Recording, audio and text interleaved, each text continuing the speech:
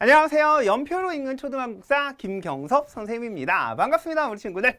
자, 오늘 선생님하고 우리 친구들 첫 번째 시간 함께 만나게 됐는데요. 강의 들어가기 전에 두 가지만 미리 이야기를 좀 하고 오늘 수업을 시작해 보도록 하겠습니다.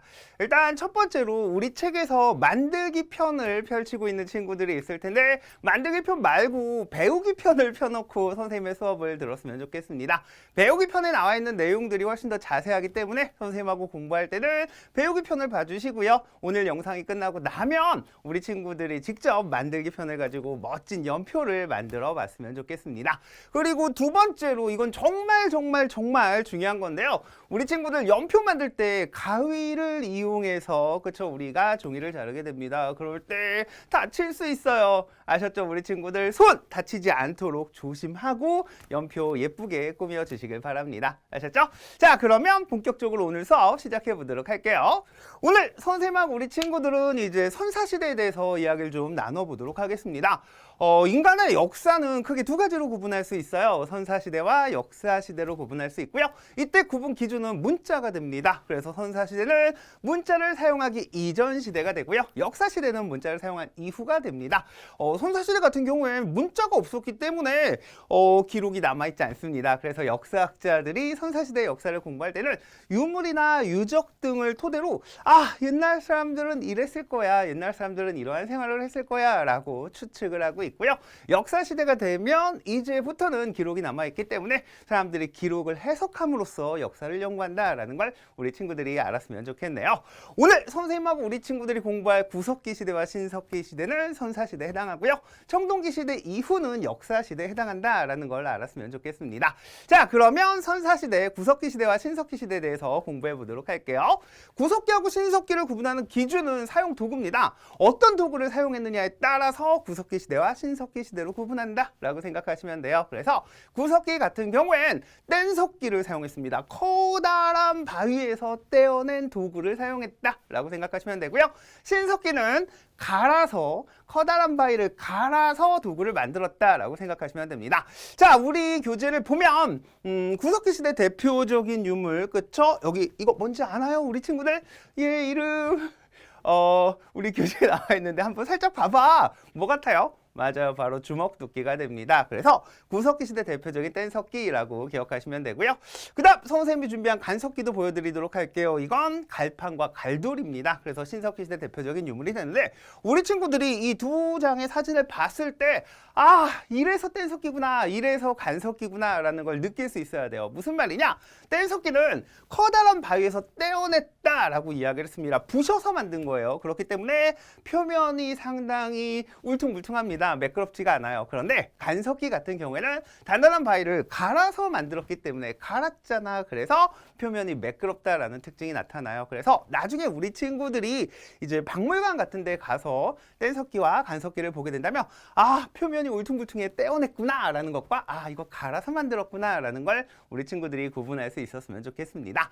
그리고 신석기 시대가 되면 또 커다란 특징이 하나 있습니다. 뭐냐면 드디어 사람들이 농사를 짓기 시작합니다. 그 전에는 구석기 시대는 먹을 것을 사냥을 하거나 아니면 과일을 채집하거나 열매나 이런 것들을 채집하거나 아니면 물고기를 잡아서 먹을 것을 해결했습니다. 이런 식으로 식생활의 문제를 해결했는데 이제 신석기 시대가 되면 사람들이 생각을 하기 시작하는 거죠. 어떻게 하면 우리가 음식을 좀 더 안정적으로 공급받을 수 있을까, 구할 수 있을까라는 고민을 했고요. 그 결과 농사를 짓기 시작했습니다. 그래서 농경과 목축이 시작되는 건 신석기 시대에 엄청난 변화가 되고요. 이걸 사람들은 신석기 혁명이라고 부릅니다. 아셨죠? 우리 친구들 잘 기억해 두세요. 그리고 이러한 농사가 시작됐음을 알려주는 또 신석기 시대 대표적인 유물이 있습니다. 뭐냐면 음식 저장의 필요성이 나타났거든요. 그래서 여기 보면 빗살무늬 토기라는 이 빗살무늬 토기가 신석기 시대의 대표적인 유물이 된다라는 걸 기억하시면 됩니다. 자, 신석기 시대를 지나면 이제 청동기 시대가 시작이 됩니다. 청동기 시대는 역사 시대예요. 아셨죠? 그래서 이때부터는 기록이 남아있다라는 특징이 있습니다. 그래서 역사를 연구하는 역사학자들이 이제부터는 본격적으로 이게 뭐라고 쓰여진 거야? 이게 이런 내용이구나. 그러면 이 시대 사람들은 이런 걸 했구나라고 해석하기 시작했습니다. 아셨죠? 기억해두세요. 그리고 선생님이 이제 개인적으로 우리 친구들에게 청동기 시대 이게 정말 중요해요. 얘들아, 이건 절대로 놓치면 안 된다라고 하고 싶은 게 있어요. 뭐냐면 청동기 시대가 되면 불평등이 시작됐다라는 겁니다. 무슨 말이냐? 청동은 구리하고 주석의 합금입니다. 아셨죠? 그래서 누구나 쉽게 가질 수 있는 도구가 아니었어요. 무슨 말이냐? 일단 청동을 만드는 방법을 아는 사람들도 많지가 않았고요. 또 이 방법을 안다라고 해도 구리하고 주석이라는 이 두 가지 자원을 모두 다 가지고 있어야만 만들 수 있었습니다. 그래서 정말 소수의 사람들만 청동을 가질 수 있었어요. 자, 그 전 시대를 봐요. 구석기하고 신석기는 어떻습니까? 구석기 시대에 뗀석기를 사용했고 그 다음 신석기 시대에 간석기를 사용했다라고 했죠. 얘네들 모두 다 석기입니다. 석기는 돌이죠. 그렇죠? 그래서 얘기했잖아. 커다란 바위에서 떼어냈다라고 했고 단단한 돌을 갈아서 만들었어요 라고 이야기를 했잖아요. 돌입니다. 돌. 그렇죠? 그래서 이때는 주먹도끼가 필요해 라고 하면 커다란 바위를 부시면 드디어 주먹도끼를 얻게 됐어요 라고 하면 되고, 그 다음 간석기가 필요해 라고 하면 갈면, 그렇죠. 갈면 누구나 얻을 수 있었다라는 겁니다. 그런데 청동기 시대가 되면 이제 이런 것들이 좀 사라지는 거죠. 그래서 청동을 소유한 사람들과 갖지 못한 사람들로 나뉘고 청동을 소유했던 사람들이 결국에는 그 시대의 지배층이 되었다라고 생각하시면 돼요. 아셨죠? 그래서 청동기 시대의 가장 커다란 특징이라고 하면 불평등. 이제는 모든 사람들이 청동을 소유하지 못했다. 그래서 가진 자와 갖지 못한 자가 나타나고 그것이 계급의 발생을 가져왔다라고 보면 됩니다. 그리고 이러한 계급의 발생이라는 건 국가의 출현을 암시하는 의미가 되겠죠. 아셨죠? 요거까지 기억하시면 됩니다. 그래서 청동기 시대라고 하면 우리 친구들 이게 뭔지 아나요? 여기 요 그림 이거 정말 중요한데 뭐냐면 고인돌입니다. 아셨죠? 그래서 지배 계급의 무덤을 나타낸다라고 생각하시면 돼요. 그래서 이 고인돌은 청동기 시대에 계급이 발생했구나라는 걸 우리에게 알려주는 아주 중요한 자료가 된다라는 것도 기억하시길 바랍니다. 아셨죠? 그리고 청동기 시대가 되면 농업이 이제 점점 발달합니다. 선생님이 우리 친구들에게 방금 전에 이야기를 했는데 농사 언제 처음 짓는다라고 했죠? 뭐야 얘들아, 내가 방금 전에 이야기했잖아. 농경의 시작, 농경과 목축의 시작이라고 하면 신석기혁명이라고요. 아셨죠? 그래서 신석기 시대에 처음 농사를 짓는데 그때는 벼농사를 짓진 않았습니다. 조, 피, 수수를 농사지었다라고 생각하시면 돼요. 그런데 청동기 시대가 되면서부터 이제 본격적으로 벼농사를 짓기 시작합니다. 아셨죠? 그래서 벼농사를 지었음을 알려주는 도구가 있어요. 바로 반달 돌칼입니다. 반달 모양이죠. 그래서 이걸 우리가 반달 돌칼이라고 합니다. 요거 이렇게 잡고 벼를 수확할 때 사용했던 도구라고 생각하시면 돼요. 아셨죠?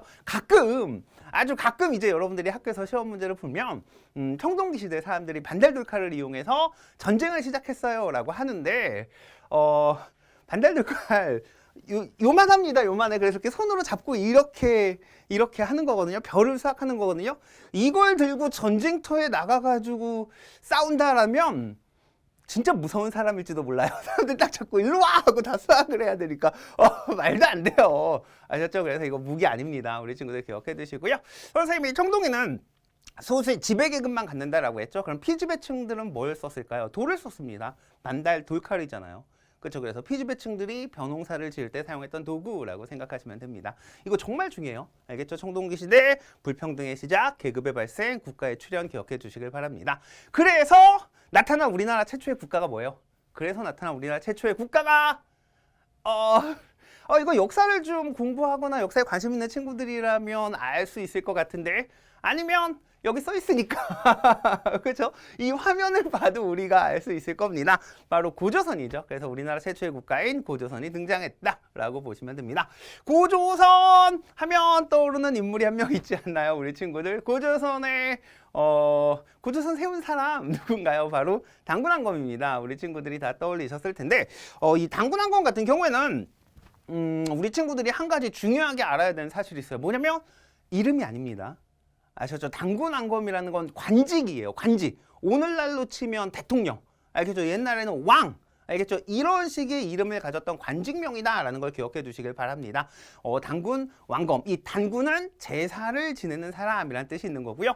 왕검은 이제 세상의 사람들을 지배하는 사람이라는 뜻을 가지고 있습니다. 그래서 고조선의 이 임금님이라고 할게요. 고조선의 임금님은 단군왕검이라는 명칭을 가지고 있다라고 했잖아. 그래서 이걸 통해서 알 수 있는 게 고조선은 제사도 지내고 그다음에 사람들도 지배했구나라는 사실을 알 수 있습니다. 근데 여기서 우리 친구들이 한 가지 더 신경 써야 되는 게 있어요. 뭐냐면 제사도 지내고 그쵸? 사람들을 지배했다라는 건 아직 왕권이 강하지 않았음을 나타냅니다.